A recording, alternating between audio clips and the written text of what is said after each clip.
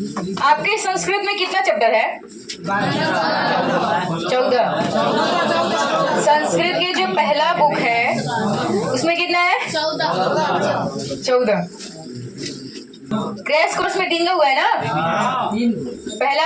अब जो हम समझा रहे आराम से समझो और जो पढ़ा रहे आराम से पढ़ो, ठीक है?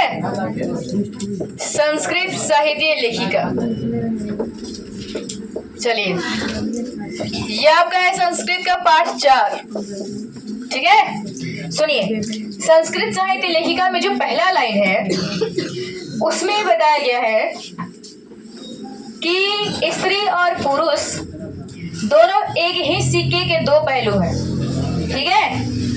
कि अगर इस समाज से सारी स्त्रियों को हटा दिया जाए तो बताओ समाज चलेगा? नहीं चलेगा ना। तुम लोग बार बोलते तो लोग उल्टा पुल्टा सोचता है। सही सही सोचो, सीधा दिमाग लगाओ। देखो और एक बात सुनो, अगर सारे पुरुषों को भी हटा दिया जाए तो भी संसार नहीं चलेगा। देखो नहीं चलेगा। हमारे कहने का मतलब ये है कि सदियों से ये परंपरा चली आ रही है कि हमारा समाज स्त्री पुरुष दोनों से चलता है, ठीक है? और समाज चलने का मतलब ये नहीं है कि जनसंख्या बढ़ा, तो लोग बहुरा ऐसी सोचता है। कहाँ से डाउनलोड हुआ है तू? बोले प्ले स्टोर से।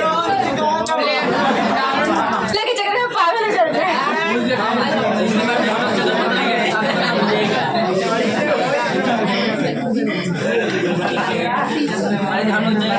हमने कहा कि जो पुरुष जात होता है वो अक्सर कठोर होते हैं, ठीक है? और जो माँ होती है उसे वात्सल्य कहा गया है, ममतामयी कहा गया है, ठीक है? बहुत ही कोमल तरीके से कहा गया है। जैसे और भी सुनो हम जो बोल रहे हैं, जो अक्सर पुरुष होते हैं उनका जो बॉडी होता है काफी कठोर होता है, एक मुक्का मारे तो गिर जाएगा। अब चिपोरो मत, तुम्हारा का नहीं बोले हैं, पुरुष को बोले हैं, पुरुष को। तो लोग महापुरुष है, पुरुष नहीं है। जो स्त्रियां होती है वो उनका जो शरीर होता है कोमल होता है। तो हम कभी अगर हम मतलब किसी फूल को पौधे को लगाते हैं तो सूरज को जो प्रकाश है उसको कठोर माना गया है, वो भी चाहिए। और जो छाया एक कोमलता जो है, जो पानी है, जो नमी है, वो भी चाहिए, ठीक है? उसी से आप समझिए कि किस तरह से दोनों जरूरी है, स्त्री पुरुष। जैसे अगर किसी पौधे को अगर हम लगा के हमेशा छाया में रख दें, घर में लुकवा के रख दें उसको, तो क्या वो विकास कर जाएगा? क्योंकि उसको छाया तो कोमलता तो मिला लेकिन उसको कठोरता नहीं मिला, उसको सूर्य का प्रकाश नहीं मिला। अगर किसी पौधे को हम लगा के ऐसा जगह पे उसको रख दें जहां पे खाली सूर्य का प्रकाश ज्यादा हो, छाया पानी बरसात कुछ नहीं हो, विकास करेगा? नहीं करेगा। में एक पौधे, सुनो, समाज में एक पौधे के विकास के लिए हमें ठंडे और छाया, जो प्रकाश है, कठोर जो नमी है, वो सभी की जरूरत हो रही है। तो इंसान के विकास के लिए दोनों की जरूरत क्यों नहीं है? अब हम जो बता उसको ध्यान सुनना। जैसे कोई एक लड़का है जिसका पालन पोषण ऐसी जगह पे हो रहा है जहां पे उसको बस कोमलता सिखाई जा रही है, बस प्यार वाली बातें सिखाई जा रही है, उसको कठोरता नहीं सिखाया जा रहा है, तो आगे चल के वो विकास नहीं कर पाएगा, ठीक है? और एक बच्चा ऐसा है जिसको ऐसे जगह पे पाला जा रहा है जहां पे प्यार वाली बातें होती ही नहीं है, जहां बस कठोरता, मार झगड़ा, लड़ाई, दंगा फसाद यही होता है, तो क्या वो आगे चल के विकास करेगा? कोई नहीं करेगा। देखो, एक इंसान में दोनों चीज होना चाहिए, ठीक है? समय आने पर वो प्यार से भी बात करे और समय आने पर वो कठोरता से भी बात करे, तब वो इंसान आगे चल के विकास कर सकता है, ठीक है? एक इंसान में कोई गुण हो चाहे ना हो, ये गुण होना चाहिए कि पहला तो उसमें प्यार हो, उसमें कोमलता हो, किसी के दुख दर्द देख के उसको भी दर्द हो, ठीक है? और दूसरा कि कठोरता भी हो, कोई गलती करे तो उसे दंड भी दे सके।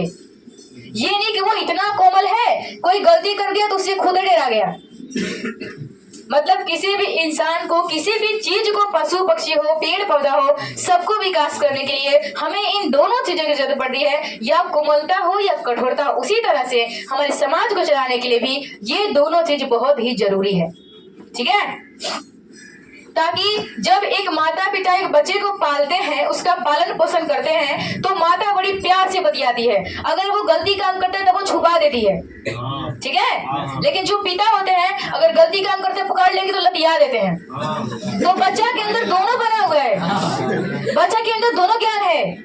तो एक इंसान को अगर दोनों सीख मिला है तो वो बहुत अधिक विकास करेगा, और दोनों में से कोई एक मिला है तो वो विकास नहीं कर पाएगा। इसलिए हमारे समाज में स्त्री और पुरुष दोनों की जरूरी है।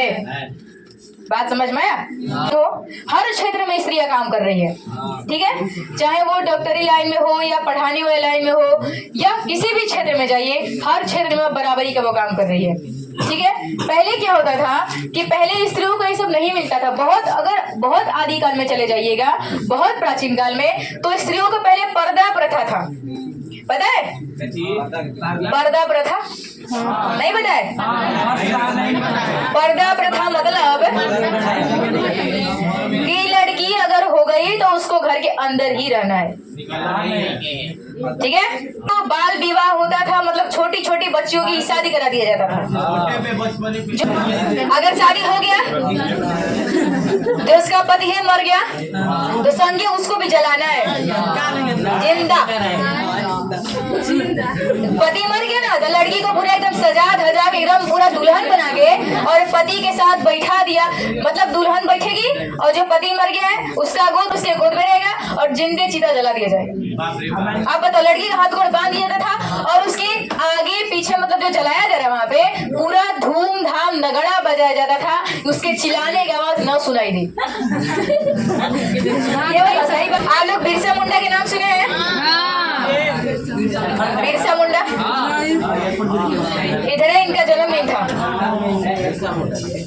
बिरसा मुंडा झारखंड के थे, बहुत ही महान आदमी थे। ठीक है, उनको कि बिरसा मुंडा के समय में ये अंधविश्वास था कि जब कोई स्त्रियां मर जाती है तो जितना वो गहना पहनती थी ना, वो गहना रहे चाहे ना रहे उतना गहना खरीद के आएगा, चाहे कर्जा लेके आए चाहे कसम आए, और उसी के साथ दफना दिया जाएगा गहना।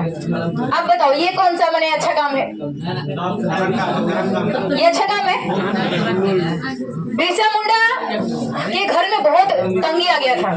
पर उन्होंने सोचा अपने मन में ये कि बताओ हमारा घर में खाने के लिए नहीं, हमारा भाई रो रहा है, खाने के लिए नहीं है। ठीक है, और हमारे गांव में इतना अंधविश्वास है कि सोना चांदी गाड़ा जा रहा है। तो बिरसा मुंडा उठे, छोटे थे, उन्होंने क्या किया, एगो रात में उठे बाद एगो लाश के पास गए जहाँ गाड़ा हुआ था, और जाने के बाद कोड़ काट दिए, जितना गहना था निकाल लिए। बिरसा मुंडा छोटी को थे, और गहना निकालने के बाद जाके बेच दिए, और बेच के पूरा अनाज लदवा के गाड़ी में लेके आए खाने के लिए घर में। जब मम्मी को इस बात का पता चला कि इतना धर्म वाला काम किया है, मतलब लाश में से कबार के सब लाया है, तो उसको घर से भगा दी। भाग, हमारे तो लेकर आए, भगा दी उसको, घर से भगा दी। अब क्या हमारा जो संस्कृत साहित्य है वो बहुत ही बड़ा है, जिसमें हमारे वेद कितने होते हैं? कितना होता है वेद? 4। ठीक है, और चारों वेद में से 2 वेद का नाम दिया है। पहला दिया है ऋग वेद। ठीक है, ऋग वेद में कितने लेखिकाओं का वर्णन है? अच्छा, इसके कोई संस्कृत बताएगा? कल बताए थे।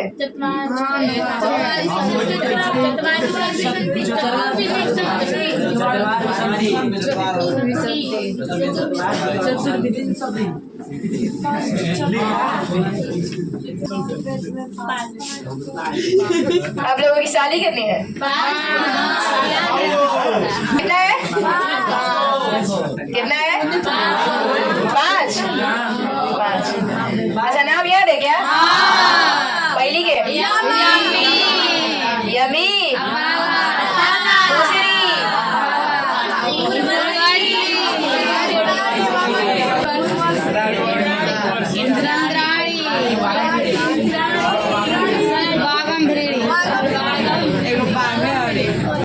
देखने में छोटे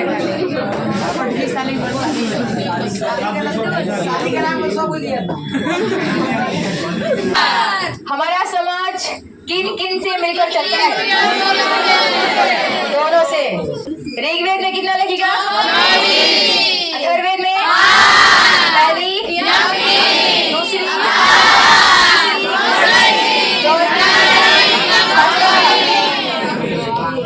नाम पूछ। पहले तू फेयर नहीं ले, दिमाग पहले से खराब है, ऊपर से तू बोल रहा है, पकड़ा के तो बाहर निकाल देंगे। एक लड़का है जिसका नाम है, वैसे लड़का नहीं है, बड़े हो चुके हैं, आदमी है। ठीक है। और एक लड़की है जिसका नाम क्या है? क्या नाम है? ठीक है। इनका स्टोरी बताते हैं जरा। इनका आपको वर्णन मिलेगा बृहदारण्यक ई उपनिषद में, इनका स्टोरी पढ़ने को मिलेगा।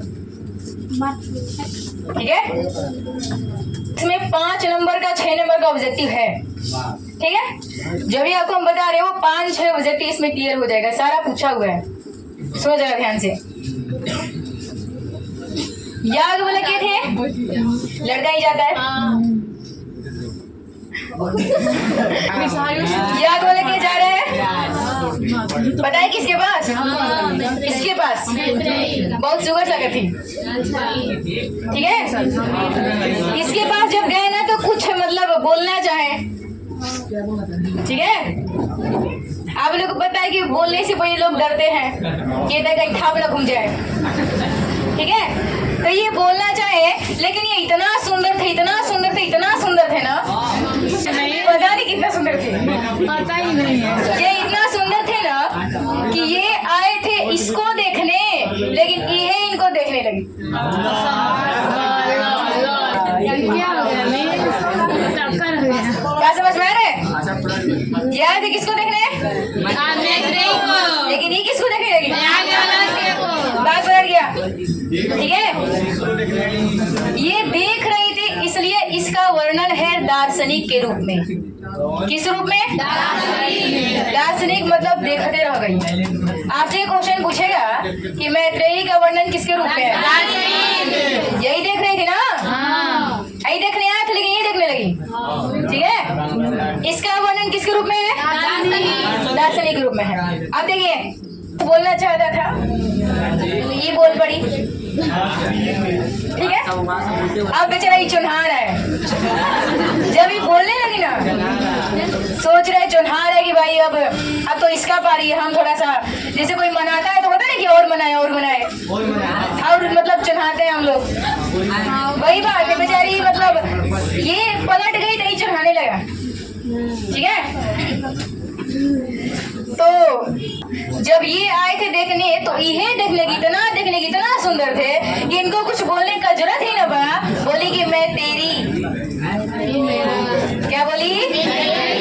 अब कुछ मत बोलो, हम तुम्हारे। ठीक है। मतलब कि इसे इनका नाम याद रखिएगा। इनका नाम क्या था? मैं तेरी नहीं, मैत्री। हो गया। अब देखो, इसके बाद अभी चढ़ा रहे थे ना, बोले कि देखो एगो शर्त पे,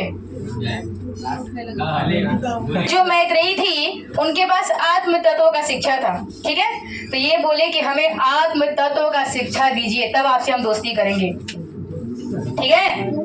देखिए, ये क्वेश्चन थोड़ा उलट के पूछता है।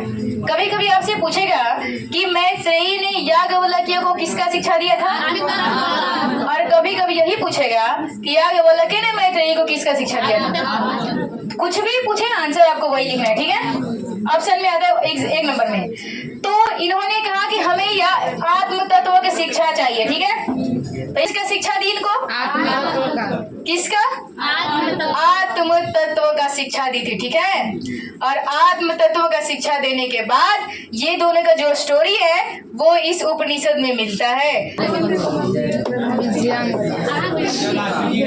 इतनी तेज तरह थी कि उसको देखने से ऐसा प्रतीत होता था कि शायद सरस्वती उसमें विद्यमान है, इसलिए उसको कहा गया है सर्व शुक्ला सरस्वती। अच्छा, कौन कहा है? कौन कहा है? एक प्रसिद्ध महर्षि थे, दांडी भी बोल सकते हो या दंडी बोल सकते, ठीक है। इनके बारे में एक और चीज है कि इनको कहा गया है प्रथम कल्प। इनकी प्रतिभा को देखते हुए इनको सर्व शुक्ला सरस्वती कहा गया था। और इनको कहा किसने था? दांडी ने कहे थे। और इनका जो समय बताया जाता है वो समय 8वीं सदी। कौन सा? विजयंका का समय कौन सा है? विजयंका का समय 8वीं सदी माना जाता है। यानी एक और है जिसको हम विजयंका कह सकते हैं, उसका नाम है विजय भटारिका। क्या नाम है? विजय भटारिका को बहुत सारे लोग विजयंका मानते थे क्योंकि वो सेम टू सेम उन्हीं के जैसा थी। ये किसकी पत्नी थी पता है आपको? किसकी पत्नी थी? चंद्रादित्य की पत्नी थी।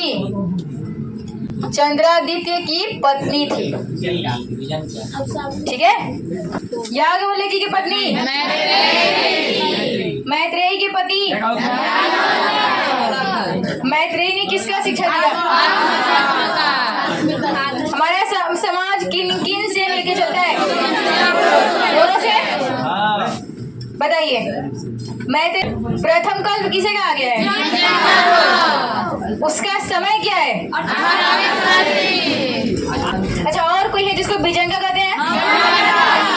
विजय भटारिका किसकी पत्नी थी?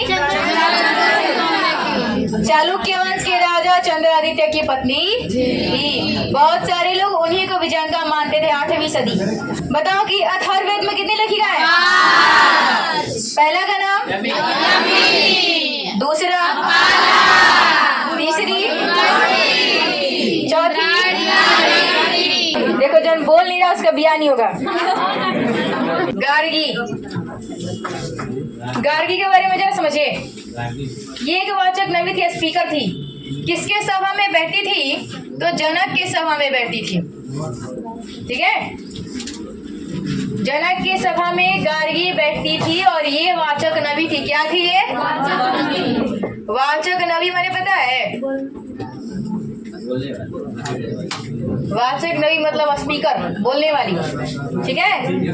इसके बाद एक और नाम आपको पढ़ने को मिलेगा, सुलभा।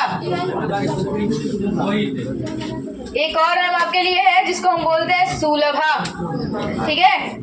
इसका वर्णन कहाँ मिलता है? तो महाभारत में। कहाँ मिलता है? और ये जनक है। तो आपसे क्वेश्चन कई बार एग्जाम में पूछा हुआ है कि महाभारत में किसका वर्णन है? सुलभा का। विजयनगर नाम सुने हो? विजयनगर के जो राजा थे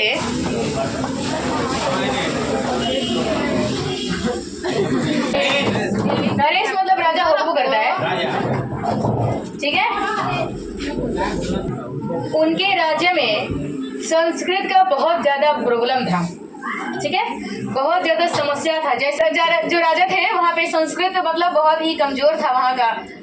तो इन्होंने संस्कृत के संरक्षण के लिए, संस्कृत को बचाने के लिए ऐसा लगा कि जैसे मान लीजिए कि जो पशु पक्षी है जिसका प्रजाति खत्म होने लगता है उसको राष्ट्रीय घोषित कर दिया जाता है। क्योंकि राज्य में संस्कृत का संरक्षण इतना खत्म हो गया कि लोगों को समझ में अधिक मेहनत किए और आगे चल के इनके राज्य में बहुत ही कुशल संस्कृत जाना जाने लगा। इसके बाद चलते हैं एक राजा के बारे में जिसका नाम है कंपड़ राय। क्या नाम है? नाम अच्छा है ना? कंपड़ राय। कौन देवी? गंगा देवी, ठीक है। जितना उल्टा इसका नाम है उतना सीधा इनका नाम है। कंपड़ राय की पत्नी का नाम गंगा देवी था। कंपड़ राय एक जगह को जीत के आए थे जिसको हम बोल सकते हैं मदुरै। क्या बोल सकते हैं? इस जगह को वो जीत के आए थे। जैसे पहले के राजा महाराज जीते थे ना जगह को, खरीदे थोड़ी ना थे। आजकल खरीदा जा रहा है, पहले खरीदा नहीं, जीत लेते थे लोग। सुनिए, तो हुआ क्या कि जब ये जीता गया था, जो ये मदुरई को जीत गए थे, तो गंगा देवी बहुत पढ़ी लिखी थी, ठीक है। तो उन्होंने सोचा कि मतलब कि इनके जो अस्तित्व है वो मरने के बाद खत्म हो जाएगा। मतलब इनके मरने के बाद हमको पता है, हमारे मरने के बाद भी इनका सफा खत्म हो जाएगा, कोई हमारे बारे में, इनके बारे में नहीं जान पाएगा। इसलिए इन्होंने क्या किया कि इनके नाम पे एक ग्रंथ लिख दिया, जिस ग्रंथ का क्या नाम है? ग्रंथ का क्या नाम है? मधुरा विजयम, ठीक है जी। आप पढ़िएगा ना, तो इसमें आपको इनके जो जीत के आए थे वो जीत के बारे में सारा लिखा हुआ है, ठीक है। तो लिखा हुआ है कि जो कंपड़ राय थे उनकी पत्नी गंगा देवी थी, और कंपड़ राय मदुरई को जब जीत के आए थे तो उनके अस्तित्व को जीवित रखने के लिए, उनके बारे में लोगों को आदि काल तक जानने के लिए इन्होंने एक ग्रंथ लिख दिया, जिसको हम क्या बोलते हैं? मधुरा ग्रंथ बोलते हैं। इनका समय पता है कब का है? इनका समय कब का है? 14वीं सदी। कब का है? इनका समय 14वीं सदी। आपसे पूछता है, अभी तक आपको सदी में हम 2 क्वेश्चन बताएं, बात है आपका नाम, ताकि आगे जाने वाले लोगों को इनके बारे में पता चल सके कि कौन बनवाया है, कौन इतना अच्छा आदमी था जो बनवाया, ठीक है।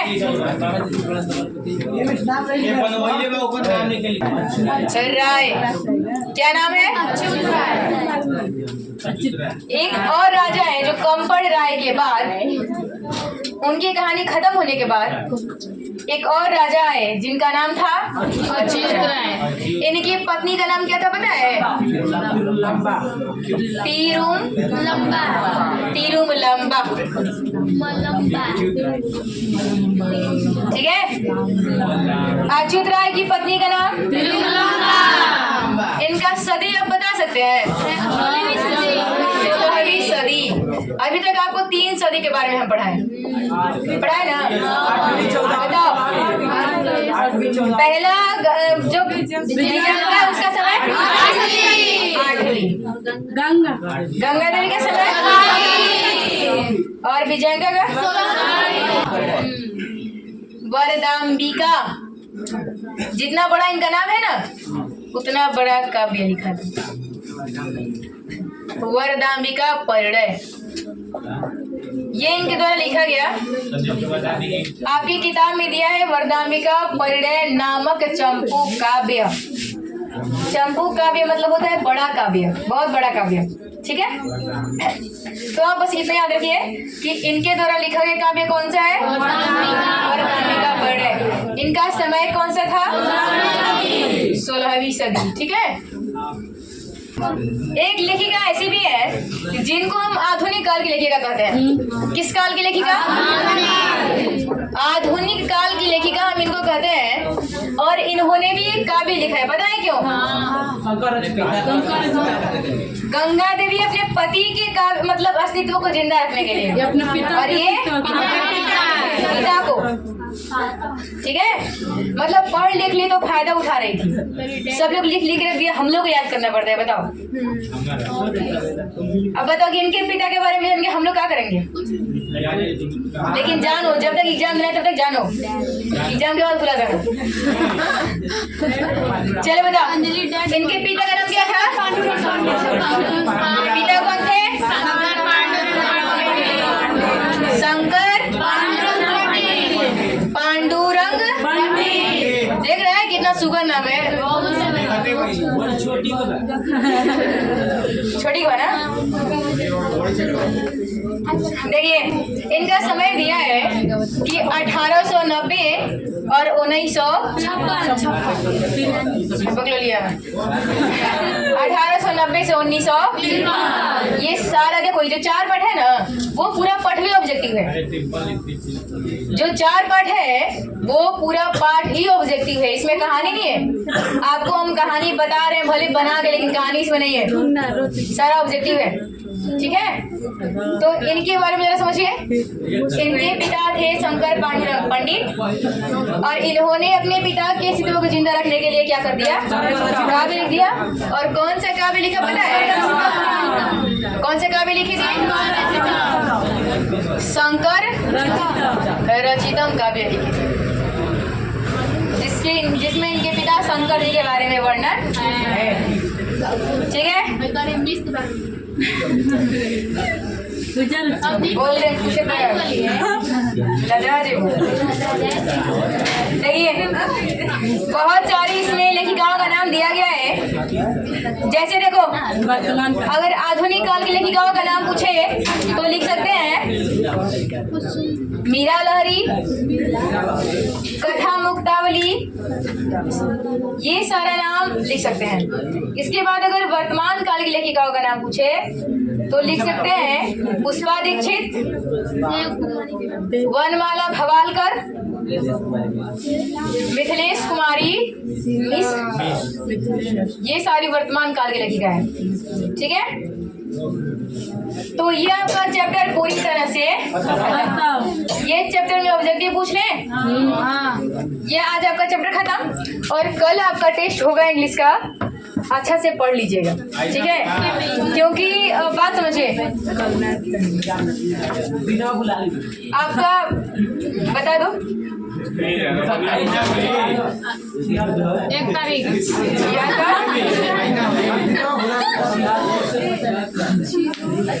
हो गया। देखो 35 आपका क्वेश्चन है। 35 क्वेश्चन कितना है आपका? 35। सारे लोग सुनो, क्वेश्चन आपका 35 है, और 35 में किसी भी बच्चे का 30 से कम नहीं आना चाहिए कल। ठीक है,